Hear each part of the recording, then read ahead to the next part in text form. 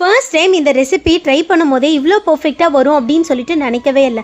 Recent டேஸாக இந்த recipe கண்ணில் பட்டுக்கிட்டே இருந்துச்சு. ட்ரை பண்ணி பார்க்கணும்னு நினைக்கும் போது கேக் மாதிரி சொதப்பிடுமோன்னு நினச்சேன். ஆனால் அவ்வளோ சூப்பராக இருந்துச்சு. இதோடைய மெயின் இன்க்ரீடியன்ட் அகர் அகர். பார்க்க பிளாஸ்டிக் மாதிரி இருந்துச்சு.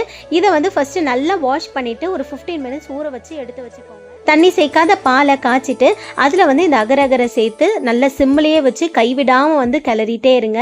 அகர் அகர் கரைய ஸ்டார்ட் பண்ணும். கொஞ்சம் கைவிட்டீங்க அப்படின்னாலே கீழே செட்டில் ஆகி அடி பிடிக்கிற மாதிரி இருக்குது. ஸோ அதனால் பக்கத்துலேயே இருந்து பண்ணுற மாதிரி பார்த்துக்கோங்க. ஃபுல்லாக கரைஞ்சதுக்கு அப்புறமா அதில் 2 டேபிள் ஸ்பூன் போல் பால் பவுடர், தேவையான அளவு சர்க்கரை, கொஞ்சமாக ஏலக்காய் பவுடர் சேர்த்து நல்லா கிளறி விடுங்க.